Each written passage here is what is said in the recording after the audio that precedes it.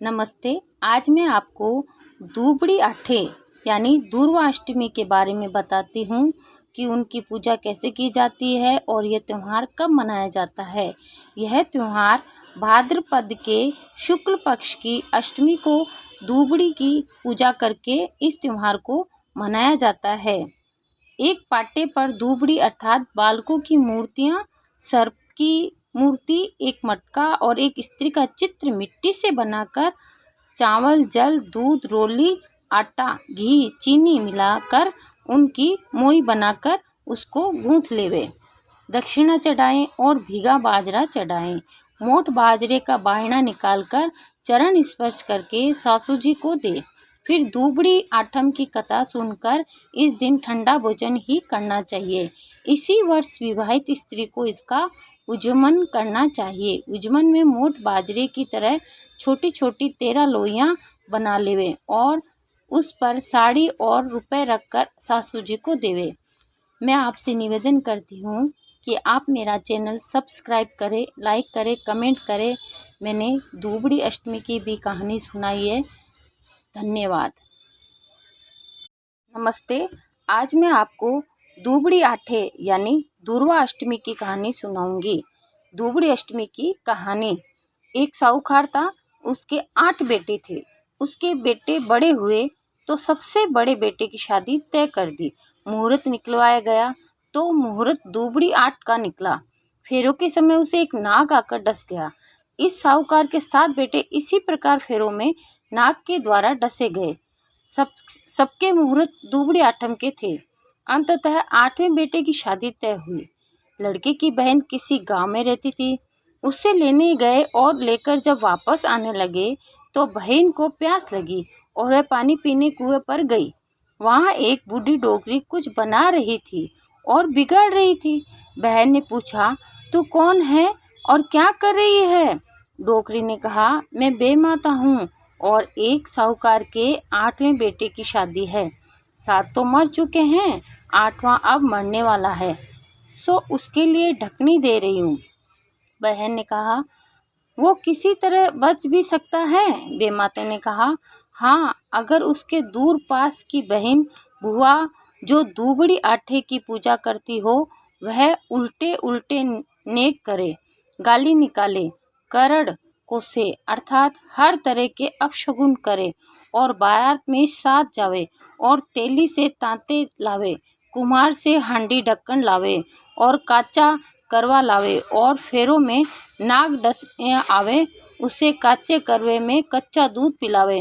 वो पीने लगे तब हांडी में बंद कर ढक्कन लगाकर तांत से ताम बांध ले तो काल की यह घड़ी टल सकती है। बस फिर क्या था, वह बहन उसी समय से चालू हो गई और गालियाँ बकती बकती भाई के पास पहुँची। भाई ने कहा, बहन तू गई तब तो अच्छी थी और अब आई है तो गालियाँ बक रही है, कोई भूत प्रेत तो नहीं लग गया? राम राम करते घर पहुँचे। भाई का बान बैठने लगा तो बहन ने कहा, इस कमर फूटे का बान चौकी पर न बैठाकर सिल्ला पर बैठाऊंगी। जिद करने लगी तो बान सिल्ला पर बैठाया। भाई की निकासी होने लगी तो बहन कहने लगी, इसकी निकासी हवेली के पीछे की दीवार से ही करवाओ, सामने से नहीं कराने दूंगी। सबने खूब समझाया पर बहन गालियां बकने लगी, जिद करने लगी तो फिर पीछे हवेली के उधर से ही निकासी करवाई। तभी सामने का दरवाज़ा गिर गया। सबने कहा, भाई को बहन ने बचा लिया, नहीं तो आज मर गया होता। अब बहन ने कहा, मैं बारात में साथ चलूँगी। सभी ने समझाया कि औरतें बारात में नहीं जाती है एवं तू इस तरह गालियाँ बकेगी तो अच्छा भी नहीं लगेगा। पर बहन नहीं मानी, साथ गई। रास्ते में विश्राम के लिए बारात बड़ के पेड़ के नीचे रुकने लगी तो बहन कहने लगी, इस करम फूटे की बारात पेड़ के नीचे नहीं ठहरने दूंगी, धूप में विश्राम करो।